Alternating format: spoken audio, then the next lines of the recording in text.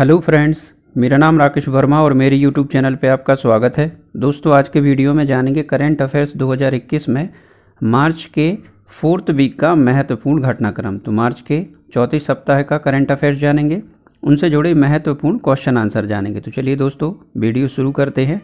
तो पहला प्रश्न है, कौन व्यक्ति हाल ही में भारतीय खाद्य निगम के नए चेयरमैन व MD बने हैं? ये बने लिखा दोस्तों, बने हैं, तो इसका आंसर है अतीश चंद्र। तो केंद्र सरकार ने हाल ही में वरिष्ठ IAS सौरभ गर्ग को UIDAI का नया CEO बनाया है। इसके अलावा महाराष्ट्र कैडर के 1991 बैच के IAS अधिकारी संजीव कुमार को भारतीय विमानपत्तन प्राधिकरण का चेयरमैन बनाया गया है। वहीं 1994 बैच के बिहार कैडर के IAS अधिकारी अतीश चंद्र को भारतीय खाद्य निगम का चेयरमैन व MD बनाया गया। अगला प्रश्न है, हाल ही में किसे भारतीय विमानपत्तन प्राधिकरण का चेयरमैन बनाया गया? तो संजीव कुमार। कौन व्यक्ति हाल ही में UIDAI के नए CEO बने हैं? तो वह हैं सौरभ गर्ग। अगला प्रश्न है, हाल ही में किसे वर्ष 2020 का महाराष्ट्र भूषण पुरस्कार मिला है? आशा भोसले के लिए। तो हाल ही में हुई घोषणा के अनुसार प्रसिद्ध गायिका आशा भोसले को वर्ष 2020 के लिए प्रतिष्ठित महाराष्ट्र भूषण पुरस्कार से सम्मानित किया जाएगा। महाराष्ट्र भूषण पुरस्कार वर्ष 1996 में शुरू किया गया था। दिवंगत लेखक पुरुषोत्तम लक्ष्मण देशपांडे को पहली बार इस सम्मान से नवाजा गया था। इसके बाद 1997 में लीजेंडरी सिंगर लता मंगेशकर को महाराष्ट्र भूषण पुरस्कार से सम्मानित किया गया था। अगला प्रश्न है, हाल ही में किसी वर्ष 2020 के लिए किस वर्ष के लिए व्यास सम्मान मिला है? तो यह मिला है वर्ष 2020 का शरद पगारे के लिए। तो हाल ही में वरिष्ठ साहित्यकार शरद पगारे को वर्ष 2020 के लिए के बिड़ला फाउंडेशन की तरफ से व्यास सम्मान की घोषणा की गई। यह सम्मान उन्हें वर्ष 2010 में आए उनके उपन्यास पाटलिपुत्र की साम्राज्ञी के लिए दिया गया। अगला प्रश्न है, हाल ही में किस राज्य ने भारत का पहला जानवरों का एम्बुलेंस नेटवर्क शुरू किया है? तो यह आंध्र प्रदेश राज्य ने। तो हाल ही में आंध्र प्रदेश सरकार ने जानवरों के इलाज के लिए एम्बुलेंस की सुविधा शुरू की है। यह क्लिनिक 108 सेवाओं की तर्ज पर बनाई जा रही है ताकि यहां लाए जाने वाले हर जरूरतमंद जानवर की मदद की जा सके। इस एम्बुलेंस नेटवर्क में कुल मिलाकर 175 मोबाइल एम्बुलेंस होंगी। अगला प्रश्न है, प्रतिवर्ष विश्व क्षय रोग दिवस कब मनाया जाता है? 24 मार्च को। तो हाल ही में 24 मार्च 2021 को दुनिया भर में विश्व क्षय रोग दिवस मनाया गया है। यह दिवस प्रतिवर्ष इस घातक बीमारी के बारे में जागरूकता बढ़ाने के लिए हर साल 24 मार्च को मनाया जाता है। वर्ष 1982 में रॉबर्ट कोच ने टीबी के जीवाणु की खोज की थी। चिंता की बात यह है कि टीबी का इलाज भारत में मौजूद है, फिर भी घातक स्वास्थ्य स्थिति चलते हर साल विकासशील देशों में लगभग 1.5 मिलियन लोग टीबी से मर जाते हैं। अगला प्रश्न है, कौन व्यक्ति हाल ही में विदेश मंत्रालय के नए प्रवक्ता बने हैं? तो वह हैं अरिंदम बागची बने हैं। तो ये हैं अरिंदम बागची। तो हाल ही में वरिष्ठ राजनयिक अरिंदम बागची को विदेश मंत्रालय के प्रवक्ता के रूप में नियुक्त किया गया। बागची अनुराग श्रीवास्तव का स्थान लेंगे। वर्ष 1995 बैच की भारतीय विदेश सेवा अधिकारी बागची वर्तमान में विदेश मंत्रालय मुख्यालय में संयुक्त सचिव के पद पर कार्यरत हैं। अगला प्रश्न है, हाल ही में कौन एथेनॉल नीति को मंजूरी देने वाला भारत का पहला राज्य बना है? तो वह है बिहार। तो हाल ही में हुई कैबिनेट की बैठक में कुल 38 एजेंडों पर मोहर लगाई गई।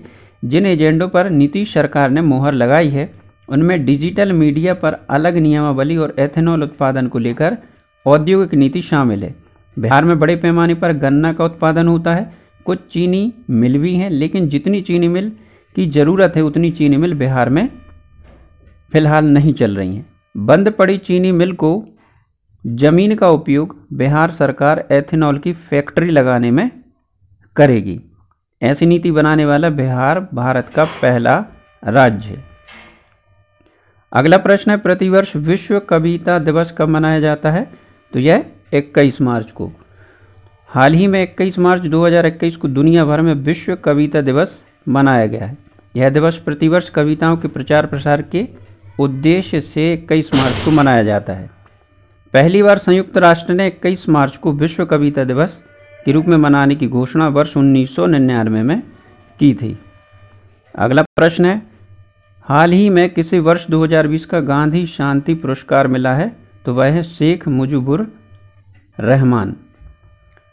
तो हाल ही में वर्ष 2019 व 20 के लिए गांधी शांति पुरस्कार की घोषणा हुई है, जिनमें क्रमशः शेख मुजीबुर रहमान, ओमान के दिवंगत सुल्तान काबूस बिन सईद अल सईद को प्रदान किया गया। सुल्तान को यह पुरस्कार भारत के साथ संबंधों को मजबूत करने और खाड़ी क्षेत्र में शांति तथा अहिंसा को बढ़ावा देने के उनके प्रयासों को मान्यता देने के लिए दिया गया। अगला प्रश्न है, हाल ही में 67वें राष्ट्रीय फिल्म पुरस्कारों में किसे सर्वश्रेष्ठ अभिनेत्री का पुरस्कार मिला है? तो वह है कंगना रनौत। तो हाल ही में वर्ष 2019 के लिए 67वें राष्ट्रीय फिल्म पुरस्कार की घोषणा हुई, जिनमें धनुष और मनोज वाजपेयी को संयुक्त रूप से सर्वश्रेष्ठ अभिनेता पुरस्कार से सम्मानित किया गया और कंगना रनौत को सर्वश्रेष्ठ अभिनेत्री का पुरस्कार से नवाजा गया है। अगला प्रश्न है, हाल ही में केंद्र सरकार ने किस नाम से गांव में LED बल्ब उपलब्ध कराने की योजना घोषणा की है? तो वह है ग्राम उजाला योजना। तो इसका उद्देश्य गांव में सस्ती दर पर उच्च गुणवत्ता के LED बल्ब उपलब्ध कराना है। इस प्रोग्राम के तहत सरकारी company energy efficiency services limited की subsidiary unit conservation energy services limited गांव में 10 रुपये प्रति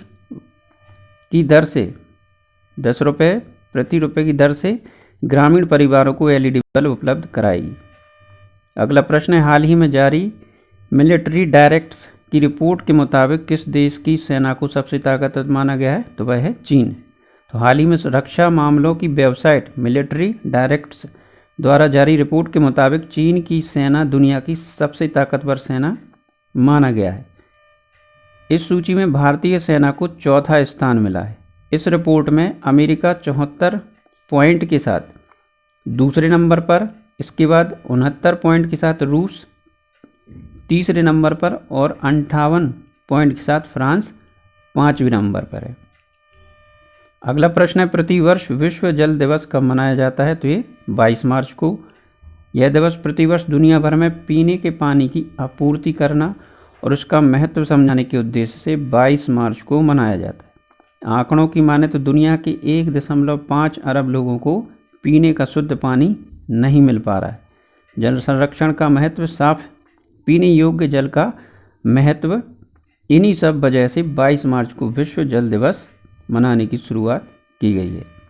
तो दोस्तों, आज की वीडियो बस इतना ही। आशा करता हूँ आपको मेरा वीडियो पसंद आया होगा। वीडियो पसंद आए तो लाइक करें, अपने दोस्तों के साथ शेयर भी करें और मेरे चैनल को सब्सक्राइब करना ना भूलें। Thank you.